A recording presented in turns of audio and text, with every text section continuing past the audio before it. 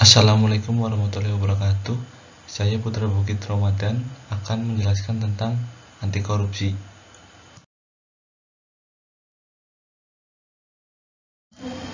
A. Pengertian korupsi. Korupsi yang terjadi di Indonesia sudah sangat mengkhawatirkan dan berdampak buruk luar biasa pada hampir seluruh sendi kehidupan. Korupsi telah menghancurkan sistem perekonomian, sistem demokrasi, sistem politik, sistem hukum, sistem pemerintah, dan tatanan sosial kemasyarakatan di negeri ini. Di lain pihak, upaya pemberantasan korupsi yang telah dilakukan selama ini belum menunjukkan hasil yang optimal. Korupsi dalam berbagai tingkatan tetap saja banyak terjadi seolah-olah telah menjadi bagian dari kehidupan kita, yang bahkan sudah dianggap sebagai hal yang biasa. Jika kondisi ini tetap kita biarkan berlangsung, maka cepat atau lambat korupsi akan menghancurkan negeri ini. Korupsi harus dipandang sebagai kejahatan luar biasa atau extraordinary crime, yang oleh karena itu memerlukan upaya yang luar biasa pula untuk memberantasnya. Upaya pemberantasan korupsi yang terdiri dari dua bagian besar, yaitu penindakan dan pencegahan. Tindak akan pernah berhasil optimal jika berlebihan, jika mahasiswa sebagai salah satu bagian penting dari masyarakat yang merupakan pewaris masa depan diharapkan dapat terlibat aktif dalam upaya pemberantasan korupsi di Indonesia. Keterlibatan mahasiswa dalam upaya pemberantasan korupsi tentu tidak pada upaya penindakan yang merupakan kewenangan institusi penegak hukum. Peran aktif mahasiswa diharapkan lebih difokuskan pada upaya pencegahan korupsi dengan ikut membangun budaya anti korupsi di masyarakat. Mahasiswa diharapkan dapat berperan sebagai agen perubahan dan motor penggerak gerakan anti korupsi di masyarakat. Untuk dapat berperan aktif, mahasiswa perlu dibekali dengan pengetahuan yang cukup tentang seluk-beluk korupsi dan pemberantasannya. Yang tidak kalah penting, untuk dapat berperan aktif, mahasiswa harus dapat memahami dan menerapkan nilai-nilai anti korupsi dalam kehidupan sehari-hari. Upaya pembekalan mahasiswa dapat ditempuh dengan berbagai cara, antara lain melalui kegiatan sosialisasi, kampanye, seminar, atau perkuliahan. Untuk keperluan perkuliahan dipandang perlu untuk membuat sebuah buku ajar yang berisikan materi dasar mata kuliah pendidikan anti korupsi bagi mahasiswa. Pendidikan anti korupsi bagi mahasiswa bertujuan untuk memberikan pengetahuan yang cukup tentang seluk-beluk korupsi dan pemberantasannya, serta menanamkan nilai-nilai anti korupsi. Tujuan jangka panjangnya adalah menumbuhkan budaya anti korupsi di kalangan mahasiswa dan mendorong mahasiswa untuk dapat berperan serta aktif dalam upaya pemberantasan korupsi di Indonesia.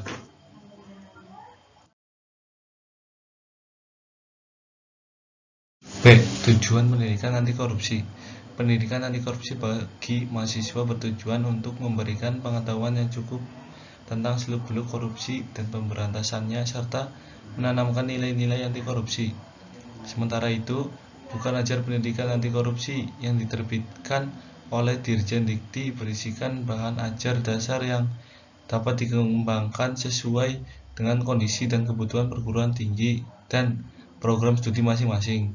Bahan ajar dasar yang dituliskan buku ini terdiri dari 8 bab, yaitu 1. Pengertian korupsi, 2. Faktor penyebab korupsi, 3. Dampak masif korupsi, 4. Nilai dan prinsip anti korupsi, 5. Upaya pemberantasan korupsi di Indonesia, 6. Gerakan kerjasama dan instrumen internasional pencegahan korupsi, 7. Tindak pidana korupsi dalam peraturan perundang-undangan, dan 8. Peranan mahasiswa dalam gerakan anti korupsi. Di samping 8 bab yang berisikan bahan ajar dasar, buku ini juga dilengkapi dengan panduan pembelajaran yang berjudul Model Pembelajaran Mata Kuliah Anti Korupsi yang dituliskan dalam bagian 1 untuk memudahkan pengajaran pendidikan anti korupsi. C. Penyebab korupsi. Penyebab korupsi terdiri atas faktor internal dan faktor eksternal. Faktor internal merupakan penyebab yang datangnya dari diri pribadi atau individu. Faktor eksternal berasal dari lingkungan atau sistem. Pencegahan korupsi dapat dilakukan dengan menghilangkan atau setidaknya mengurangi kedua faktor penyebab tersebut. Faktor internal sangat ditentukan oleh kuat tidaknya nilai-nilai anti korupsi tertanam dalam diri setiap individu. Nilai-nilai anti korupsi itu perlu diterapkan oleh setiap individu untuk dapat mengatasi faktor eksternal agar korupsi tidak terjadi. Untuk mencegah terjadinya faktor eksternal, selain memiliki nilai-nilai anti korupsi, setiap individu perlu memahami dengan mendalam prinsip-prinsip anti korupsi. D. Nilai-nilai anti korupsi. 1. Kejujuran. 2. Kepedulian. 3. Kemandirian. 4. Kedisiplinan. 5. Tanggung jawab. 6. Kerja keras. 7. Kesederhanaan.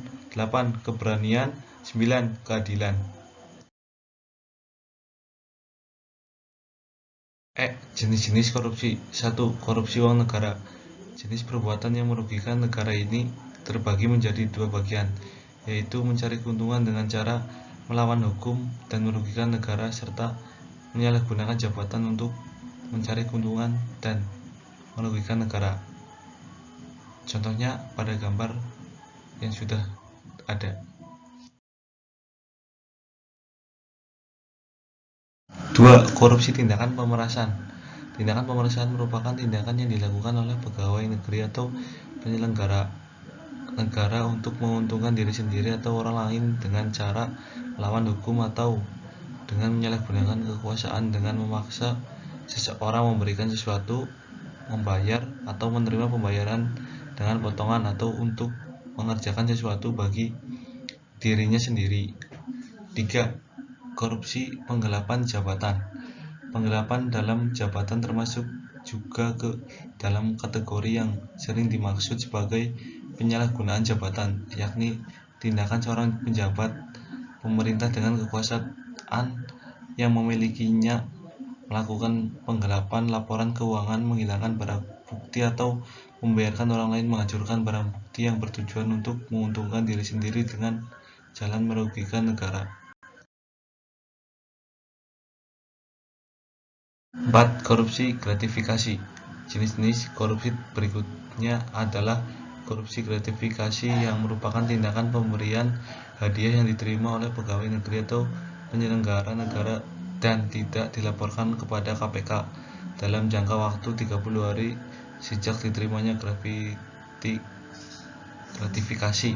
Gratifikasi dapat berupa uang, barang, diskon, pinjaman tanpa bunga, tiket pesawat, liburan, biaya pengobatan, serta fasilitas-fasilitas lainnya. Jenis korupsi ini diatur dalam Pasal 12B UU PTPK dan Pasal 12C UU PTPK. 5. Korupsi benturan kepentingan dalam pengadaan merupakan kegiatan yang bertujuan untuk menghadirkan barang atau jasa yang dibutuhkan oleh suatu instansi atau perusahaan, orang atau badan yang ditunjuk untuk pengadaan barang atau jasa ini dipilih setelah melalui proses seleksi yang disebut dengan tender. Pada dasarnya proses tender harus berjalan dengan bersih dan jujur. Instansi atau kontraktor yang rapornya paling bagus dan penawaran biayanya paling kompetitif, maka instansi atau kontraktor tersebut yang akan ditunjuk, dan menjaga pihak yang menyeleksi tidak boleh ikut sebagai peserta.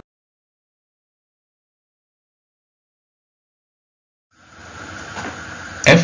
Daftar pustaka. Sekian, terima kasih. Wassalamualaikum warahmatullahi wabarakatuh.